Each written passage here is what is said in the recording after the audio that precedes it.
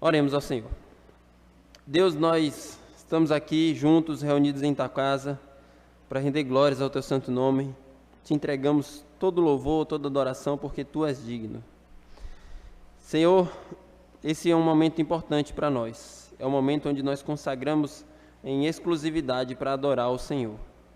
Que o Senhor receba a nossa adoração nos céus. Como cantamos aqui, Senhor, o seu trono subsistirá para todos sempre. E nós nos alegramos por isso, porque a sua glória permanece de eternidade em eternidade. Obrigado, Senhor, porque um dia o Senhor nos salvou, nos comprou com precioso sangue. Obrigado, porque a nossa vida hoje é para te adorar, porque nós pertencemos ao Senhor. Que em todos os nossos atos nós venhamos a render glória a ti. Clamamos, Senhor, na continuidade deste culto, que neste momento estejamos todos aos teus pés ouvindo a tua palavra, assim como Maria, que se alegrava em poder ouvir o próprio Senhor Jesus Cristo. Que o seu Espírito Santo nos ensine nesse momento. Estamos desejosos, sedentos, famintos pela tua palavra. Que o Senhor nos alimente. A tua palavra é o que nós precisamos. É a nossa bússola, é a nossa direção, é a nossa lâmpada. Que o Senhor nos direcione para que nós possamos viver inteiramente de acordo com a tua vontade. Que nós, como igreja, venhamos ser achados íntegros na presença do Senhor. E individualmente, igualmente, venhamos refletir o caráter de Cristo. Esteja conosco, Espírito Santo, nos dando compreensão da Bíblia e nos fazendo viver de acordo com a sua vontade, na sua vontade revelada nas páginas das Escrituras. Essa é a nossa oração, em nome de Jesus. Amém. Vamos ler hoje Filipenses capítulo 2, versículo 1. Diz assim a palavra do Senhor.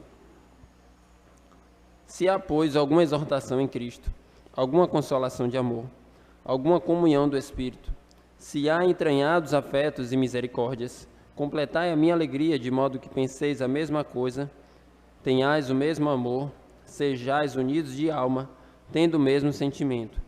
Nada façais por partidarismo ou vanglória, mas por humildade, considerando cada um os outros superiores a si mesmos. Não tenha cada um em vista o que é propriamente seu, senão também cada qual o que é dos outros. Amém. Que Deus fale conosco através da sua palavra. Nós estamos estudando a epístola de Paulo aos Filipenses, e Paulo escreveu essa epístola por alguns motivos que vale a pena recapitular. Para agradecer os irmãos por ter enviado aquela oferta, que ele se encontrava preso, e os irmãos de Filipos enviaram uma oferta para Paulo. Ao mesmo tempo, para dar ciência, para dar notificação, para dar informações sobre a sua situação. Ele diz, capítulo 1, verso 12 em diante, quero ainda, irmãos, cientificar-vos de que as coisas que me aconteceram têm antes contribuído para o progresso do Evangelho. Então ele está informando aquela igreja sobre a sua situação e mostra também a sua felicidade. Independente dele estar preso por pregar o Evangelho está se expandindo. Ele também escreveu para exortar os irmãos a rejeitarem o erro dos judaizantes e para exortar os irmãos a viverem em unidade. Nós vemos nessa igreja algumas características e virtudes muito importantes. Por exemplo, capítulo 4, verso 10 ao 18, nós não vamos ler, mas nós vemos a generosidade dessa igreja. Paulo diz assim, eu me alegrei porque vocês renovaram o vosso favor para comigo, o qual vocês já tiveram antes, mas vocês queriam renovar essa generosidade, mas vos faltava a oportunidade. Ou seja, termos mais simples, Paulo está agradecendo os irmãos porque eles enviaram uma outra oferta e aqueles irmãos ficavam buscando ocasião para ajudar o apóstolo Paulo. E então surgiu a situação para eles enviarem a oferta para Paulo. Então a característica que nós vemos dessa igreja aqui é que eles eram muito generosos. Uma outra característica, está no capítulo 1, verso 3 em diante, é que eles eram cooperadores do Evangelho. Paulo fala isso em formato de oração. Ele diz, no capítulo 1, do verso 3 em diante, dou graças ao meu Deus por tudo que recordo de vós, fazendo sempre com alegria, súplicas por todos vós, em todas as minhas orações, pela vossa cooperação no Evangelho, desde o primeiro dia até agora. Então Paulo agradecia porque aqueles irmãos eram cooperadores no Evangelho. Eles eram generosos, eles cooperavam com a expansão do Evangelho. Porém, naquela igreja existia também problemas. E a gente vai ver um pouco hoje de um problema que estava dentro da igreja. Nós vimos na última mensagem que a igreja deveria lutar juntos pela fé do Evangelho contra as resistências que vêm de fora. Hoje nós vamos ver os problemas que podem surgir dentro da igreja, e essa é uma dinâmica, inclusive, atual. A igreja enfrenta desafios que vêm de fora, batendo na porta da igreja, o mundo tentando nos atacar, e nós devemos lutar juntos pela fé evangélica, mas também tem desafios dentro da própria igreja, problemas dentro da própria igreja. E o problema que nós vemos nessa igreja, obrigado, irmão, é o problema da desunião. Nós já lemos em outra mensagem, mas eu queria destacar outra vez Filipenses 4, versículo 2.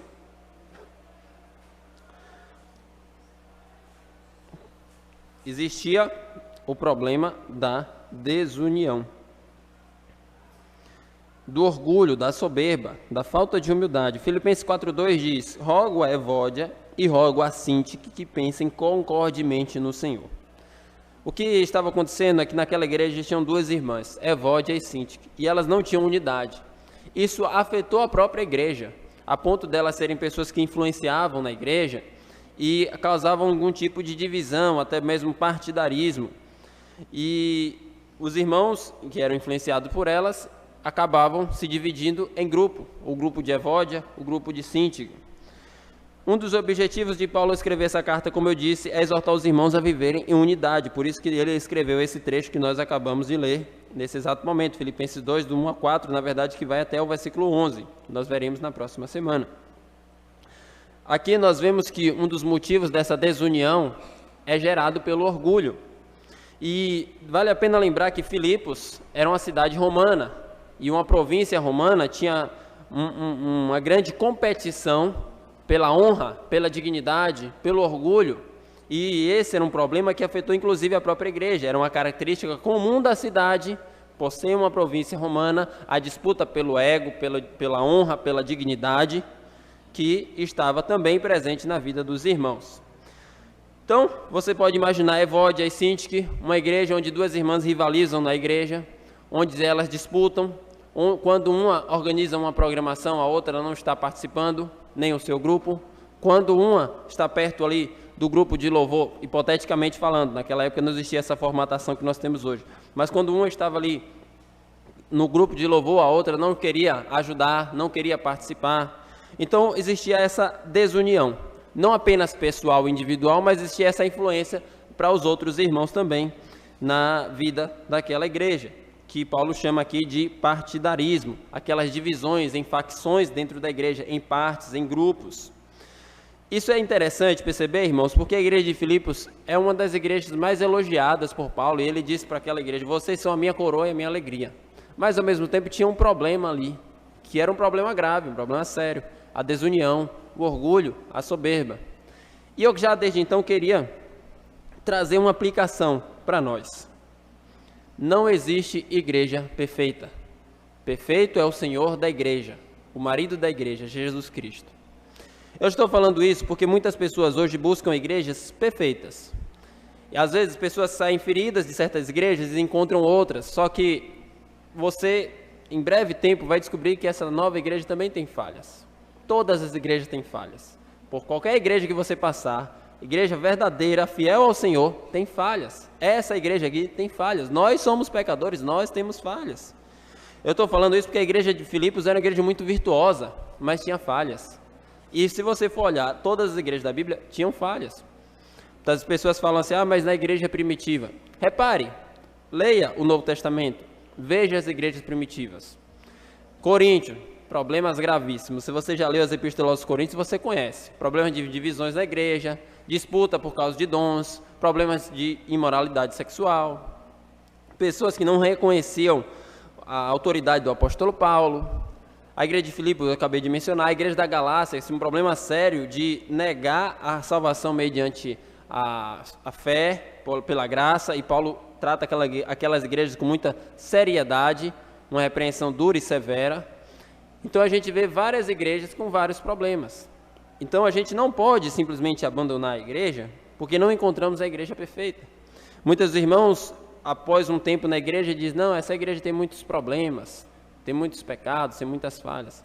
Pois então, se você detectou, é mais uma oportunidade para você estar se empenhando a ajudar essa igreja a melhorar. Não é a ocasião de você fugir, se retirar. Porque hoje surgiu um grupo que é chamado os desigrejados, que simplesmente as pessoas param de ir para a igreja e ficam em casa, não querem mais congregar. E a justificativa é que há muita hipocrisia na igreja, há muitas falhas, há muitos pecados. Tudo isso é verdade. Porém, onde é que não tem? É fora da igreja que é um lugar santo? É no mundo? É? Fora da igreja que está tudo perfeito? É maravilhoso? Dentro, você sozinho, dentro da sua casa, como muitos desigrejados querem viver, lá é o local santo, onde não tem pecado. O maior lugar onde tem mais pecado é dentro do seu próprio coração, o meu e o seu, o nosso. Então não adianta fugir. O Senhor Jesus amou essa igreja pecaminosa, como a de Filipos, como a Batista Betânia, como a nossa. Então, quando nós encontramos problemas, como Paulo encontrou problema naquela igreja, ele se empenhou a ajudar aquela igreja. E a gente deve usar da mesma disposição que o apóstolo Paulo usou. Vamos então agora começar o texto propriamente dito. Versículo 2. Se há, pois, alguma exortação em Cristo, alguma consolação de amor, alguma comunhão do Espírito, se há entranhados afetos e misericórdias. Então, aqui Paulo, já no versículo 2, ele está fazendo um apelo, uma súplica. Lembra quando você usa a expressão assim, pelo amor de Deus, por tudo que é mais sagrado? Então, Paulo está fazendo algo parecido. Esse se há, pode ser melhor traduzido como visto que há, ou em outras palavras. Uma vez que existe exortação em Cristo, consolação de amor, comunhão do Espírito e entranhados afetos e misericórdias, eu suplico a vocês, pelo amor de Deus, é como se ele estivesse fazendo isso. E cada um dos elementos de súplica que ele faz tem conexão com o pedido que ele vai fazer. Por exemplo, exortação em Cristo. Paulo, como irmão em Cristo, poderia exortar aqueles irmãos. Onde ele diz, alguma consolação de amor. O que ele está trazendo ali é uma palavra de amor. Quando ele diz uma comunhão de espírito, ou seja, se temos comunhão como cristãos, como irmãos em Cristo, eu exorto a vocês, por favor, me ouçam. Entranhados afetos e misericórdias. Aqui ele está apelando ainda ao relacionamento deles. Ou seja, meus irmãos, se vocês têm um relacionamento de amor para comigo, eu suplico a vocês, por favor. E aí ele continua a sua petição. E nós já vimos, irmãos, que ele tinha um relacionamento de profundo amor para com aqueles irmãos. Ele fundou a igreja, ele era bem cuidado pela igreja, ele recebeu ofertas da igreja e ao mesmo tempo ele dispôs a vida para servir naquela igreja junto com outras. Então ele está dizendo, por isso tudo, considerem o que eu vou dizer, eu suplico a vocês. E a petição começa no versículo 2. Mas ainda antes da petição, ele coloca do seguinte formato. Versículo 2. Completai a minha alegria. É interessante ele colocar dessa forma. Ele diz, completai a minha alegria. Ele não apenas manda. E aqui vale a pena dizer, ele tinha autoridade para mandar, sim, ele era apóstolo. 1 Coríntios capítulo 14, versículo 37, ele diz, se alguém julga ser profeta ou espiritual, reconheça que as coisas que eu vos escrevo é mandamento do Senhor. Ele poderia dizer isso? Poderia. Eu estou dizendo, você é cristão de fato, você é espiritual, eu estou escrevendo um mandamento para vocês. Por quê? Porque ele era apóstolo, comissionado por Jesus. Mas ele faz o pedido num outro formato. Ele diz, meus irmãos, por favor, me façam feliz, completem a minha alegria. Mas veja, não é um pedido egoísta, centrado nele mesmo. Até porque o pedido é em favor dos irmãos. Ele não apenas está dizendo, me deem coisas. Ele está dizendo, a minha alegria está em ver vocês crescendo na fé em unidade. Portanto, a minha alegria não está em mim mesmo, mas está em vocês vivendo em unidade. E ele já disse em outras ocasiões, falou bastante sobre a alegria, capítulo 3, versículo 1, vocês são a minha coroa, a minha alegria. Capítulo 4, versículo 1, vocês são a minha coroa, a minha alegria. Ele era, de fato, muito contente, muito satisfeito, muito alegre. Mas ele usa essa expressão, completai, ou seja, estarei pleno em alegria vendo vocês viverem em unidade. Estarei muito feliz vendo a igreja do Senhor mostrando a unidade que glorifica a Deus. Ele não estava interessado nele mesmo, mas no bem espiritual daquela própria igreja. Essa colocação do apóstolo Paulo, antes de fazer o pedido propriamente dito, me lembra muito as palavras de João, na sua terceira epístola, versículo 4. Terceira epístola do apóstolo João, versículo 4.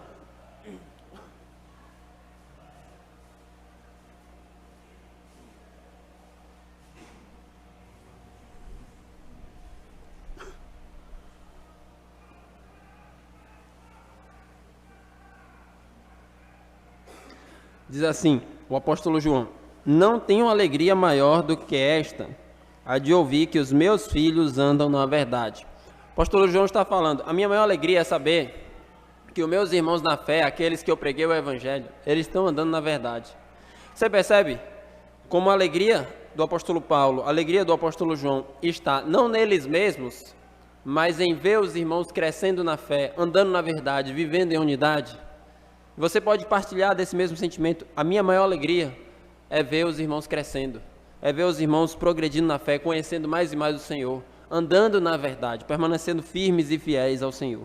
Esse deve ser o nosso sentimento. E a partir ainda do versículo 2, voltamos lá para Filipenses capítulo 2, verso 2, ele vai fazer a sua petição, que é basicamente unidade, humildade e solicitude. Se você quiser lembrar os tópicos principais dessa mensagem, 3 palavrinhas: unidade, humildade e solicitude. Então, no versículo 2, ele fala o seu pedido, que é unidade. Eu peço para que vocês vivam em unidade. Capítulo 2 de Filipenses, versículo 2: completai a minha alegria, de modo que penseis a mesma coisa, tenhais o mesmo amor, sejais unidos de alma, tendo o mesmo sentimento. Então, a gente vê que o pedido de Paulo para aqueles irmãos é viver em unidade. E a igreja deve viver em unidade. Por quê? Porque a igreja tem muitas analogias na Bíblia e todas elas comunicam unidade. Um edifício, pensa nesse edifício. É um edifício composto de vários blocos, todos unidos, mostrando uma unidade. Um corpo. O corpo são vários elementos, vários organismos se conectando, membros que trabalham juntos, formando um só corpo. E todas as analogias da Bíblia sobre a igreja comunicam essa unidade. Há pouco, Filipenses capítulo 1, verso 27, Paulo já havia exortado os irmãos a estarem lutando juntos em unidade. Filipenses 1, 27, vivei acima de tudo por modo digno do Evangelho de Cristo, para que, ou indo ver-vos, ou estando ausente, ouça no tocante a vós outros, que estáis firmes, em um só espírito, como uma só alma, lutando juntos pela fé evangélica. Então Paulo está dizendo, quando o inimigo lutar para combater o evangelho, vocês vão estar juntos lutando em favor do evangelho. Agora, ele exorta sobre a unidade, mostrando a importância da unidade da igreja. E a igreja verdadeira, a igreja verdadeira deve ser unida, porque a desunião é rachadura que destrói a casa do Senhor. Inclusive, foram as próprias palavras do Senhor Jesus Cristo que disse: uma casa dividida não subsiste. Então, o apóstolo Paulo exorta os irmãos a viverem em unidade em alguns aspectos. Diz aqui, ainda no versículo 2, Filipenses 2, 2: completai a minha alegria, de modo que penseis a mesma coisa, tenhais o mesmo amor. Então, primeira expressão, penseis a mesma coisa. E aí eu pergunto para vocês, como é que nós e aquela igreja poderiam pensar a mesma coisa? Vou lhes mostrar um exemplo. Naquela igreja existia diversidade, assim como aqui. Naquela igreja existia Lídia, vendedora de púrpura, empresária. Naquela igreja existia um carcereiro, que está escrito em Atos capítulo 16, que foi convertido ao Senhor. Lembra que Paulo pregou: o que é que eu vou fazer para ser salvo? Crê no Senhor Jesus, tu e tua casa será salvo. Pronto, aquele carcereiro, um funcionário público. Naquela igreja existia uma jovem ex-possessa de um demônio, que Paulo expulsou o demônio. Pela graça de Deus foi convertida também. Então, naquela igreja existia uma diversidade de pessoas muito grande. Cada um com sua história, com seu estilo de vida, com sua trajetória, com suas experiências, com sua compreensão da realidade. E Paulo diz: eu rogo a vocês que vocês pensem a mesma coisa. Daqui, cada um tem a sua história, cada um tem um perfil diferente, uma personalidade diferente, uma profissão diferente, uma trajetória diferente. Nós somos diferentes. E Paulo exorta para nós também: rogo a vocês, vivam em unidade, pensem em uma mesma coisa. E a pergunta é: como é que nós vamos pensar uma mesma coisa? A unidade do pensamento na igreja decorre do pensamento de Deus. Em outras palavras, decorre da palavra de Deus. Devemos ter unidade naquilo que é essencial e que a palavra de Deus nos direciona. Você não pode destoar. Por quê? Se você destoa, você está destoando do pensamento que o próprio Deus nos apresentou na sua palavra. Devemos pensar uma mesma coisa pensando de acordo com a palavra de Deus. Não temos o direito de pensar diferente. Eu vou mostrar alguns textos que revelam isso. Romanos 16, por exemplo. Romanos 16, versículo 17 e 18.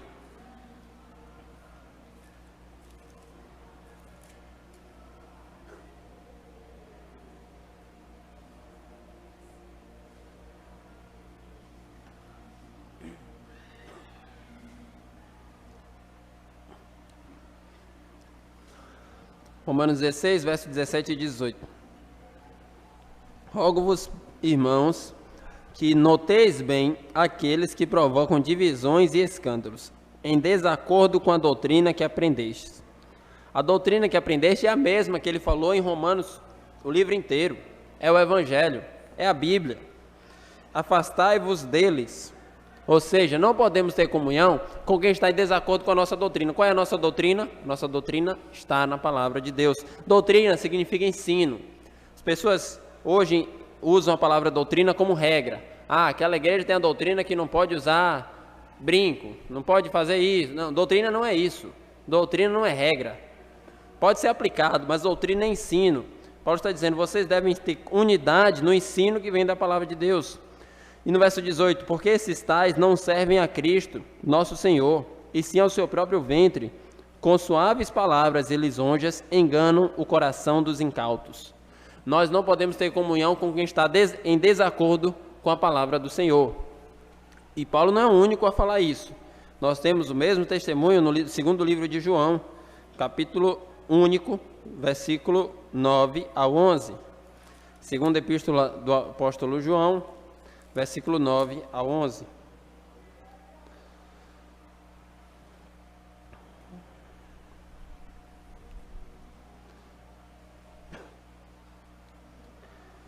Diz assim, 2 João, versículo 9 a 11. Todo aquele que ultrapassa a doutrina de Cristo e nela não permanece, não tem Deus. Você percebe como a Bíblia é categórica? Não tem meio termo. Não, talvez, não tem Deus. O que permanece na doutrina, esse tem tanto o Pai como o Filho. Se alguém vem ter convosco e não traz esta doutrina, não o recebais em casa, nem lhes deis boas-vindas. Ou seja, não tenha comunhão cristã com essa pessoa. A pessoa está ensinando heresia, diferente do que a Bíblia ensina. Não tem como você ter unidade. Versículo 11. Porquanto aquele que lhe dá boas-vindas, faz-se cúmplice das suas obras. Mas, então se você tem comunhão com essa pessoa, você está dizendo: olha, essa pessoa ensina isso e eu estou concordando com isso. A gente não pode ter comunhão. Então Paulo diz para nós em Filipenses 2: tenhais o mesmo pensamento, de modo que penseis a mesma coisa. Vamos ter essa unidade de pensamento em meio à nossa diversidade, unidos na palavra do Senhor. Ele traz também uma outra perspectiva da unidade que nós precisamos ter e daquela igreja, Filipos. Tenhais o mesmo amor. Como é que nós vamos ter o mesmo amor? O mesmo amor vem do amor que transborda de Deus em nós. Nós somos alvos do mesmo amor, porque o amor de Cristo nos constrange, mas Deus prova o seu amor para conosco, porque Deus amou o mundo de tal maneira. Então nós recebemos o amor de Deus. Esse amor que é único, singular de Deus por nós, deve transbordar em nós e é o amor que nos une. Por que você ama o seu irmão? É porque ele merece? É porque ele é bom? É porque Deus te ama e por isso você ama o seu irmão. Por que você deve se importar e empenhar a sua vida para ajudar o seu irmão? Porque Cristo se importou com você e empenhou a vida dele para te salvar. É assim que nós encaramos o amor de Deus que nos une. Não é baseado em méritos, não é baseado no que nós merecemos ou nos favores que trocamos. Jesus chega a dizer o seguinte: se você favorece só quem te favorece, os ímpios também fazem isso. Você não está melhor do que um descrente. Então, E Jesus traz a aplicação para amar os inimigos. Mas nós estamos focando aqui no texto que fala sobre o amor entre os irmãos. Outro aspecto da unidade, ele diz sobre sejais unidos de alma, essa união íntima, essa união de coração. E ele fala também sobre tendo o mesmo sentimento. Essa palavra Paulo usa em outros lugares, além de Filipenses, mas em Filipenses ele usa de um modo bem significativo. Ele usa essa palavra no capítulo 2, versículo 5. Tende em vós o mesmo sentimento, é a mesma palavra, é a palavra fronel ou frônesis, que está também em Filipenses 4:2. Rogo a Evódia e a Sinti que pensem concordemente, ou seja, tendo o mesmo sentimento, é a mesma palavra. Mas o que é que significa essa palavra? A nossa tradução diz sentimento. Outra tradução também válida diz atitude. Outra tradução também válida diz pensamento. É porque essa palavra comunica muito a ideia de sentimento, atitude e pensamento. É uma disposição de fazer o bem junto com o querer fazer o bem. Então, ele diz, vocês têm que ter essa união de sentimento, atitude e pensamento. Vocês devem estar unidos. E aqui se mostra que a solução para a nossa desunião é o sentimento que vem de Cristo, que está em Filipenses 2, verso 5. E aí no versículo 3, ele mostra que o requisito para a nossa união é a humildade. Pessoas orgulhosas muito dificilmente terão união. Então, por exemplo, ele diz no versículo 3, nada façais por partidarismo ou vanglória, mas por humildade, considerando cada um os outros superiores a si mesmo. Ele já falou em Filipenses ainda, capítulo 1, versos 15 e 17, que alguns pregavam a Cristo por inveja ou porfia. Ele mesmo era alvo de inveja. E ele está dizendo para aqueles irmãos, olha, quando vocês forem fazer qualquer coisa, que a motivação de vocês seja a humildade, seja abençoar o outro, seja o benefício do outro, seja acima de tudo a glória de Deus. Existiam pessoas que faziam coisas com motivações que desagradavam a Deus. A gente vê que existia o partidarismo não apenas na igreja de Corinto, mas na igreja de Filipos. Na igreja de Coríntios, ele descreve em capítulo 1, verso 10 e 13, um pouco desse partidarismo, de forma interessante. 1 Coríntios, capítulo 1, verso 10 ao 13. Rogo-vos, irmãos, pelo nome de nosso Senhor Jesus Cristo, que faleis todos a mesma coisa, e que não haja entre vós divisões, antes sejais inteiramente unidos na mesma disposição mental, olha a unidade, e no mesmo parecer. Pois, a vosso respeito, meus irmãos, fui informado pelos da casa de Cloé, de que há contenda entre vós. Refiro-me ao fato de que cada um de vós dizer, eu sou de Paulo, e eu de Apolo, eu sou de Cefas, eu de Cristo. Acaso Cristo está dividido? Foi Paulo crucificado em favor de vós, ou foste porventura batizado em nome de Paulo? Então a gente vê duas igrejas com partidarismo, aquela de Filipos e também a de Corinto. A gente vê que muitas pessoas estavam pregando a Cristo por inveja, por contenda, por disputa, queriam se achar melhores do que Paulo. Diziam, Paulo está preso, então eu vou pregar o evangelho e ele vai ficar enciumado porque eu estou livre e ele está preso. E Paulo diz, quanto a essas pessoas que querem me atacar, eu não me importo, eu só me importo que o evangelho está se expandindo.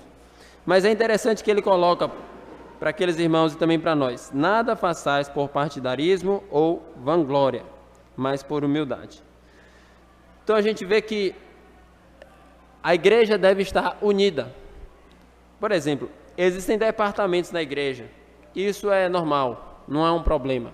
Os departamentos ajudam ao desenvolvimento das atividades e dinâmicas da igreja. Mas a sua identidade não está no departamento, ou também a sua comunhão cristã não deve ser restrita ao departamento, dependente de qualquer que seja. Seja infantil, louvor, seja intercessão, seja departamento de homens, de mulheres, de jovens, independente. Nós somos um só povo, nós somos uma comunidade, nós somos irmãos, nós estamos unidos e não temos essas barreiras. Esses departamentos são importantes e nos ajudam, mas a nossa comunhão vai para além do departamento. Então não é um problema ter um departamento, é bom, é positivo. Porém, a gente não deve estar restrito ao departamento. E aqui ele fala de algumas atitudes que têm motivações erradas. A primeira, partidarismo, essas divisões que nós acabamos de mencionar. A segunda, vanglória. Eu posso fazer uma coisa excelente, que à luz dos homens é bom, mas no meu coração é para minha própria glória, é para minha própria exaltação. Todos nós podemos fazer isso. Tem dois textos que eu queria ler com os irmãos. Jeremias 17, verso 9.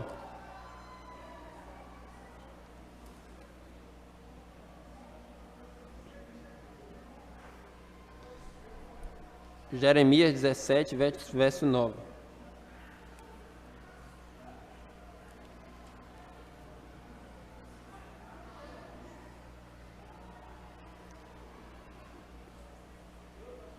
Diz assim: enganoso é o coração mais do que todas as coisas e desesperadamente corrupto. Quem o conhecerá? Quem é o enganoso? O meu coração, o seu coração. E ele é o quê? Ele é corrupto. A gente não gosta de corrupto, né? Porque o corrupto faz o mal. O corrupto é aquele que desvia as intenções, o dinheiro, as informações. O corrupto é aquele que corrompe. E quem é esse corrupto? O meu coração, o seu, o nosso. Significa que nós podemos ser enganados por nós mesmos. Isso é muito sério. Eu posso pregar, evangelizar, eu posso fazer uma ação para quem precisa, posso cantar, eu posso ajudar, tudo isso para minha vanglória, porque o meu coração pode me enganar. O que é que nós devemos fazer? Salmo 139, versículo 23.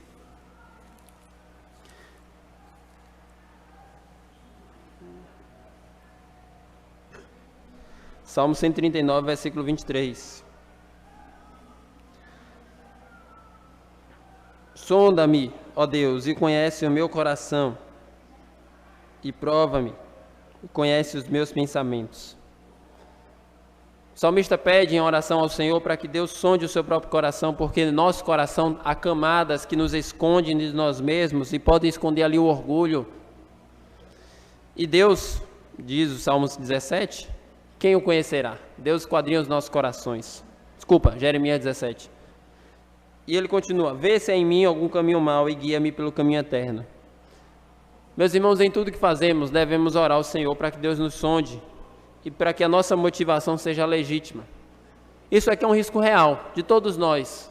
Não há ninguém isento a essa tentação. A tentação do orgulho, a tentação da soberba. Em tudo que fazemos, coisas boas podem ser corrompidas pelas intenções impuras do nosso coração. O primeiro passo é reconhecer isso. Por quê? Porque a Bíblia diz, e a Bíblia é a verdade. Segundo passo, orar ao Senhor. Senhor, me sonde, me ajude a sempre andar em verdade nos seus caminhos, fazendo a tua vontade. E nós devemos fazer isso porque diz Isaías 42, verso 8, Deus é o único Senhor e não divide a sua glória com ninguém. Deus é zeloso. Não podemos tentar no íntimo do nosso coração fazer algo para a nossa própria glória, orgulho e soberba, porque Deus é zeloso e Deus não divide a sua glória com ninguém. Em tudo que fazemos, diz a palavra do Senhor, portanto, quer comais, quer bebais, fazais isto ou qualquer outra coisa, façais tudo para a glória de Deus. E nós voltamos agora para Filipenses capítulo 2,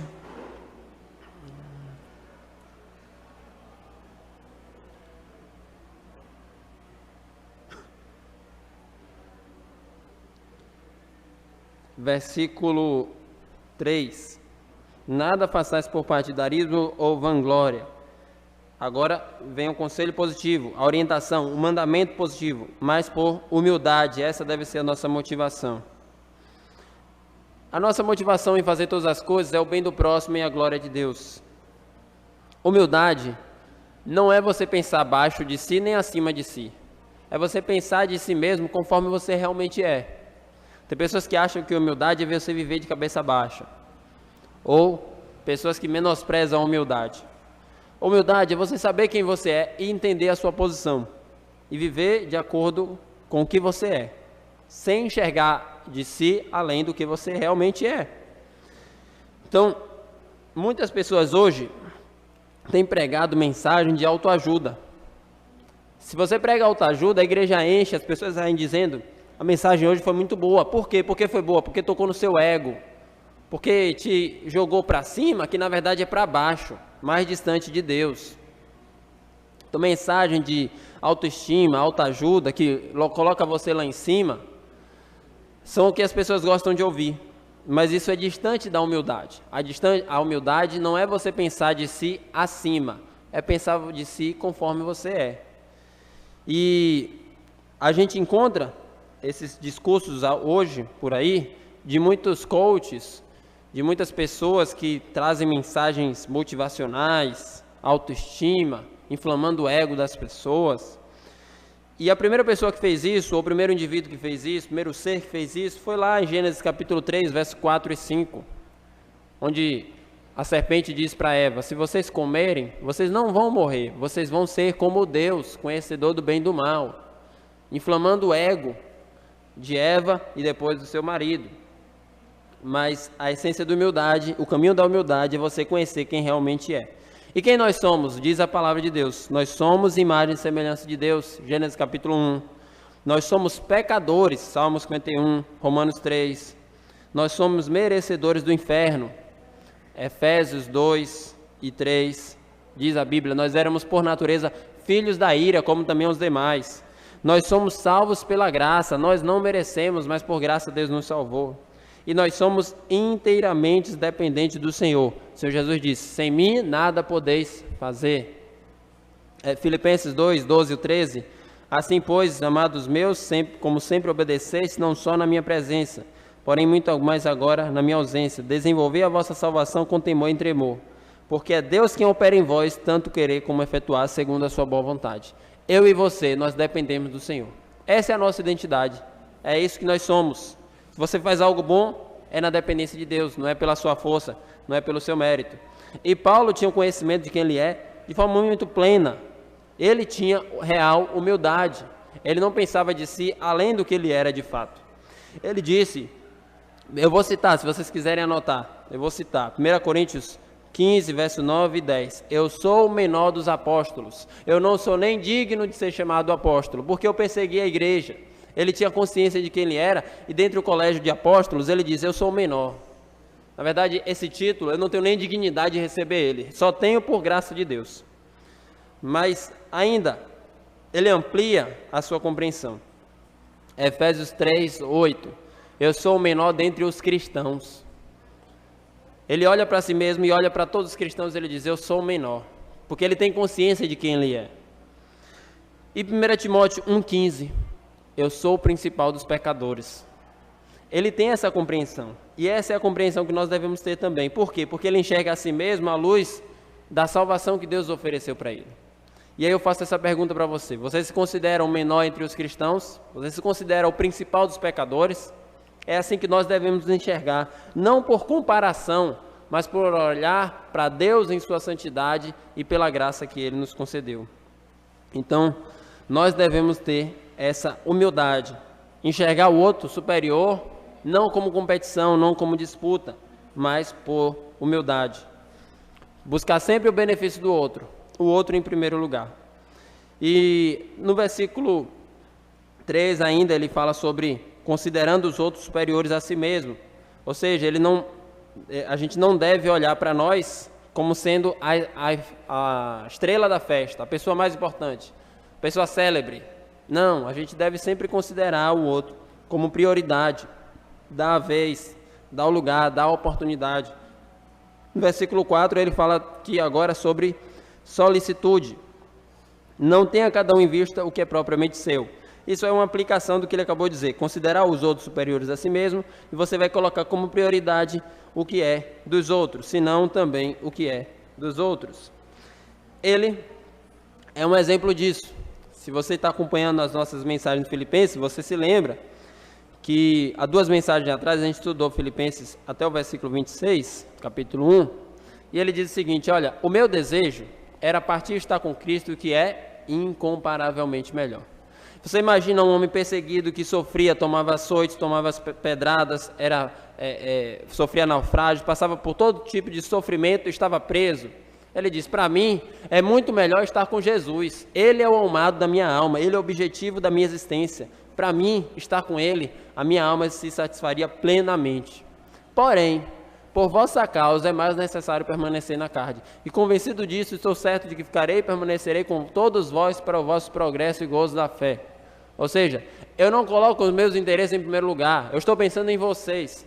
Se eu pudesse, eu partia e estava com Cristo, mas olhando para vocês, o meu desejo é ficar. Pensando, diz o apóstolo Paulo, naqueles irmãos. E essa deve ser a nossa disposição, não pensar em primeiro lugar em nós mesmos, mas pensar no bem do outro.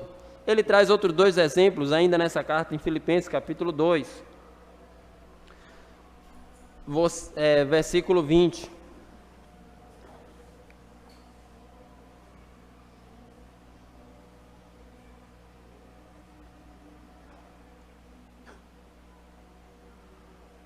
Filipenses 2, verso 20. Porque a ninguém tenho de igual sentimento que sinceramente cuide dos vossos interesses, pois todos eles buscam o que é seu próprio, e não o que é de Cristo Jesus. Aqui ele está falando de Timóteo. Ele falou de Timóteo no versículo 19, ele está dizendo, Timóteo, ele é singular, ele é uma pessoa especial e diferenciada. Todos esses outros obreiros, esses outros irmãos, estão buscando seus próprios interesses. Mas Timóteo, ele não busca o que é propriamente seu, mas o que é de Cristo Jesus. E ele se importa com os seus irmãos. Timóteo tem esse coração, é esse exemplo. E ele cita outra pessoa, Epafrodito, no versículo 29 e 30. Ele falou de Epafrodito no versículo 25, ele continua aí no versículo 29, ele diz, recebei-o, pois, no Senhor, com toda alegria, e honrai sempre homens como esse.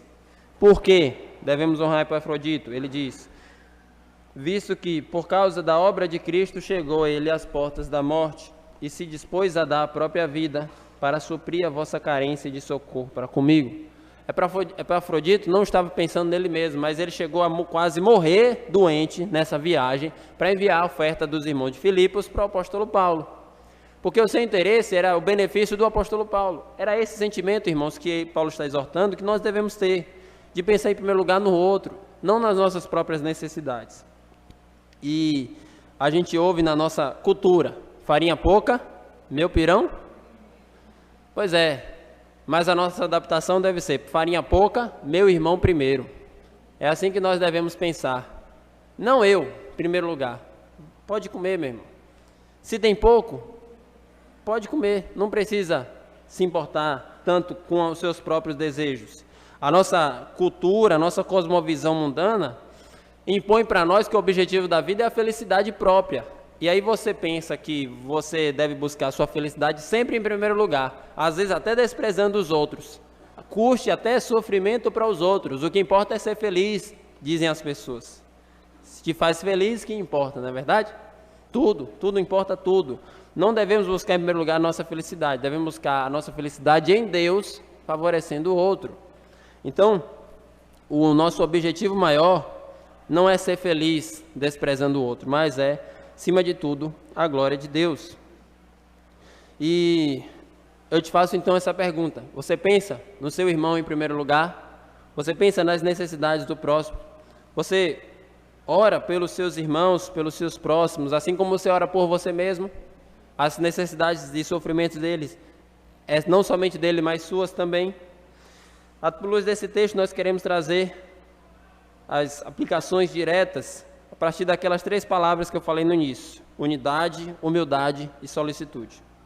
Primeiro, a igreja deve viver em unidade. E eu quero ler o texto de João, capítulo 17, versículo 20.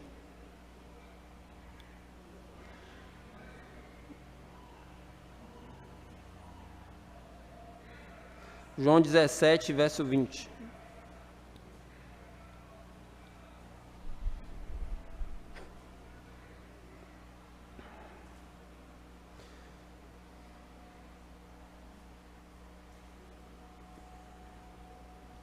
O Senhor Jesus está orando e ele diz assim, verso 20: não rogo somente por estes, mas também por aqueles que vierem a crer em mim por intermédio da sua palavra. À luz desse texto nós podemos dizer, Jesus orou por nós, os que cremos na palavra dele. Verso 21. A fim de que todos sejam um. E como és tu, ó Pai, em mim e eu em ti, também sejam eles em nós, para que o mundo creia que tu me enviaste. Jesus está orando para que nós sejamos um, assim como o Pai, o Filho e o Espírito Santo são um. Nossa unidade deve refletir a unidade do nosso Deus. Se nós somos desunidos, nós estamos servindo a um Deus desunido. Ou seja, nós não podemos ser desunidos, meus irmãos. Como eu disse, casa dividida não subsiste. Se somos desunidos, não estamos refletindo no caráter e atitude, o compromisso do nosso próprio Deus, que é um Deus único, um Deus unido. O verso 22. Eu lhes tenho transmitido a glória que me tens dado, para que sejam um, como nós o somos. Eu neles e tu em mim, a fim de que sejam aperfeiçoados na unidade, para que o mundo conheça que tu me enviaste, e o amaste, e os amaste, como também amaste a mim. Essa nossa unidade é um testemunho do amor de Deus. Se nós somos unidos, nós estamos pregando para o mundo que Deus nos ama, e que Deus ama os pecadores. Se nós somos desunidos, nós não estamos dando testemunho do amor de Deus. Então nós precisamos ser unidos no Senhor para refletir o amor de Deus. Atos capítulo 2 mostra uma igreja cheia do Espírito Santo. E eles perseveraram unânimes na doutrina dos apóstolos, que é a palavra de Deus, nas orações, na comunhão e no partir do pão. E o texto mostra que o efeito disso é que a palavra do Senhor ia se expandindo e Deus ia acrescentando os que iam sendo salvos. Ou seja, a unidade do Senhor na oração, a unidade da igreja na oração, a unidade dos irmãos na palavra de Deus, a unidade dos irmãos na comunhão, nas suas necessidades, não tinha necessitado porque eles compartilhavam suas necessidades. E isso acrescentava os que iam sendo salvos, por meio da pregação da palavra de Deus. A unidade é essencialmente importante na igreja do Senhor. Nós precisamos ser unidos em tudo isso que nós falamos, na palavra de Deus, no amor, no pensamento, na atitude. Só que essa unidade precisa de humildade. Não teremos unidade se nós não formos humildes. E precisamos de humildade e, como eu disse, solicitude. Lembre-se dessas três palavras: unidade, humildade e solicitude. Tudo na nossa vida parece que é sobre nós. Se você tem criança ou já teve, você sabe que a criança é altamente egocêntrica, acha que tudo é sobre ela.